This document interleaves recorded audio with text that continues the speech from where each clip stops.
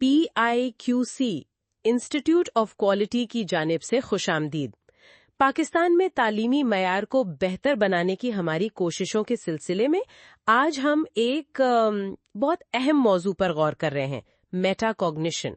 जी बिल्कुल, मेटाकॉग्निशन सुनने में शायद थोड़ा मुश्किल लगे, लेकिन ये असल में बहुत सादा सी बात है। मतलब अपनी सोच के बारे में सोचना। अपनी सोच के बारे में सोचना। हाँ, ये समझना कि हम सीखते कैसे हैं, हमारा जहन मालूमात को कैसे प्रोसेस करता है, और फिर अहम बात ये कि हम इस सारे अमल को खुद कैसे बेहतर बना सकते हैं। वाह, यानी अपनी सोच का कंट्रोल वो अपने हाथ में लेना। हाँ, पाकिस्तान के तालीमी निज़ाम को देखें तो जहां मयार की बेहतरी की वाकई जरूरत है, ये तो फिर बहुत ही अहम लगता है ना? है ना, यकीनन बहुत अहम है। देखें, इसके ना दो बुनियादी हिस्से हैं। पहला तो ये कि आप अपनी ज़हनी सलाहियतों को, अपने सीखने के अंदाज को समझें, यानी इल्म का इल्म, नॉलेज ऑफ कॉग्निशन जिसे कहते हैं। इल्म का इल्म। अच्छा, आपको क्या आसान लगता है, कहाँ मुश्किल पेश आती है, कौन सी हिकमत अमली आपके लिए ज्यादा कारआमद है, ये सब जानना। ठीक है, यानी खुद को समझना कि मैं कैसे सीखती हूँ या सीखता हूँ, ये तो पहला कदम हुआ। लेकिन सिर्फ जान लेना तो काफी नहीं होता है ना, तो दूसरा हिस्सा क्या है? बिल्कुल, दूसरा हिस्सा है उस इल्म को इस्तेमाल करना, यानी इल्म पर ज़ाब्तगी, रेगुलेशन ऑफ कॉग्निशन। ये ज्यादा आप कह लें अमली हिस्सा है। इसमें आप मंसूबा बनाते हैं कि अच्छा, मुझे ये सीखना है तो कैसे करूं। फिर दौरान अमल देखते हैं कि जो मंसूबा बनाया था वो काम कर भी रहा है या नहीं, निगरानी करना जिसे कहते हैं। और फिर आखिर में जायजा लेना कि क्या सीखा, कितना सीखा, क्या बेहतर हो सकता था। तो ये मंसूबा बंदी, निगरानी और फिर जायजा, इस सारे अमल का असल फायदा क्या है? मतलब हमारे तुलबा के लिए, साथीज़ा के लिए क्या फायदे हैं इसके? फायदे बहुत जबरदस्त हैं। सबसे बड़ा फायदा तो ये है कि तलबा खुद मुख्तार यानी इंडिपेंडेंट लर्नर्स बनते हैं। वो अपनी पढ़ाई को बेहतर तरीके से मुनज़्ज़म कर पाते हैं। अच्छा, मसाइल को ज्यादा मुअस्सर तरीके से हल करते हैं, और उनकी खुद एतमादी, कॉन्फिडेंस, वो बढ़ता है। और एक बहुत दिलचस्प तहकीक ये बताती है कि ये हिकमत अमली खास तौर पर कम वसाइल वाले तलबा के लिए, हाँ, उनके लिए एक तालीमी साल में 7 इजाफी महीनों की पढ़ाई के बराबर फायदा दे सकती है। 7 महीने? ये तो बहुत बहुत बड़ी बात है। क्या वाकई सिर्फ सोचने का अंदाज बदलने से इतना फर्क पड़ सकता है? ये तो तकरीबन मुफ्त में तालीमी म्यार बेहतर करने वाली बात हुई। जी हाँ, बिल्कुल, यही इसकी ताकत है। कम खर्च और इंतहाई मुअस्सर।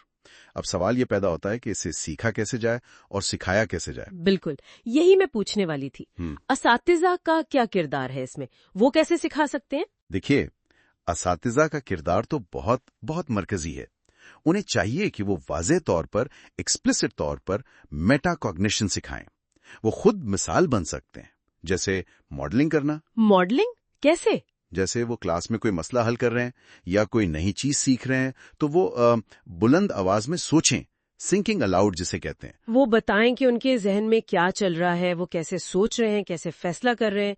ये तुलबा के लिए एक बेहतरीन मिसाल बनती है। अच्छा, ये तो उस्ताद के लिए हुआ। बहुत मुफीद टिप है।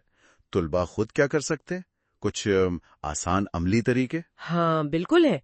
तुलबा अपने सीखने के अमल को ना 3 हिस्सों में तकसीम करके देख सकते हैं।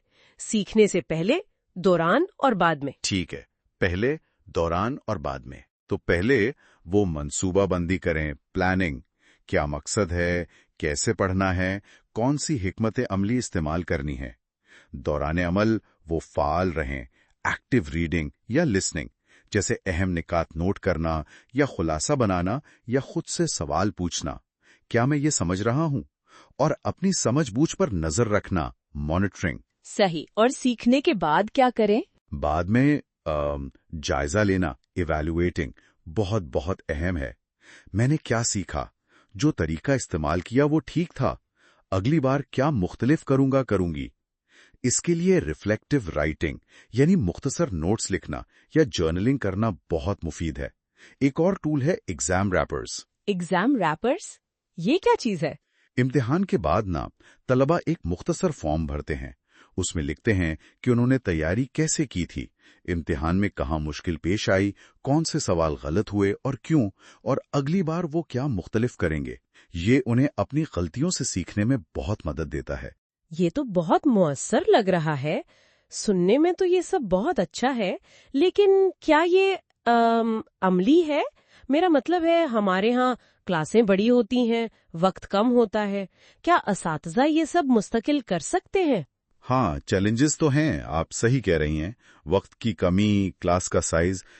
लेकिन मेटाकॉग्निशन की खूबसूरती यही है कि इसे ना बड़ी बड़ी तब्दीलियों की जरूरत नहीं, छोटी छोटी सरगर्मियों में इसे शामिल किया जा सकता है। मसलन? जैसे सबक के आखिर में सिर्फ 2 मिनट के लिए स्ट्रक्चर्ड रिफ्लेक्शन करवा ले, आज क्या सीखा, क्या चीज मुश्किल लगी, बस। या थिंक पेयर शेयर जैसी सरगर्मियां, तुलबा पहले खुद सोचें, फिर साथी से बात करें, फिर क्लास में शेयर करें। इसमें भी सोचने का अमल शामिल है। या नया मौजू शुरू करने से पहले बस पूछ लें कि आप इस बारे में पहले से क्या जानते हैं। Activating prior knowledge. ये छोटी छोटी चीजें मिलकर बड़ा फर्क डाल सकती हैं।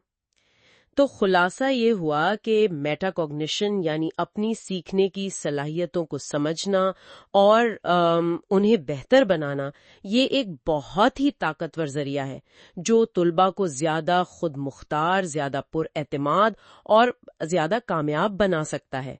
बिल्कुल, यकीनन। और ये सिर्फ अब देखें तालीमी कामयाबी की बात नहीं है, ये जिंदगी में मसाइल हल करने की सलाहियत, तनकीदी सोच, क्रिटिकल थिंकिंग, इन सब को फरोग देता है। पाकिस्तान में अगर हमें तालीम का मेयार वाकई बुलंद करना है तो ये एक कीलिदी हिकमत अमली साबित हो सकती है। तो हम PIQC की जानिब से तमाम असातिज़ा, तुलबा और तालीमी इदारों की इंतज़ामिया को दिल से तरगीब देते हैं कि वो मेटाकॉग्निशन की इन हिकमत अमलियों को ना सिर्फ सीखें बल्कि अपनी क्लासरूम्स में, अपने इदारों में फ़ाल तौर पर नाफिज करें और इसे फ़रोग दें। ये हमारे तालीमी निज़ाम में एक हकीकी मुस्बत तब्दीली ला सकता है। जी हाँ। और आखिर में एक सवाल, एक नुक्ता सोचने के लिए छोड़ जाते हैं। क्या मेटाकॉग्निशन की ये महारतें, ये सोचने का अंदाज हमारे नौजवानों को मुस्तकबिल के जो चैलेंजेस हैं उनका सामना करने के लिए और एक ज्यादा बाखबर, एक ज्यादा जिम्मेदार और तनकीदी सोच रखने वाला मुआशरा बनाने के लिए तैयार कर सकता है? इस पर जरूर गौर कीजिएगा।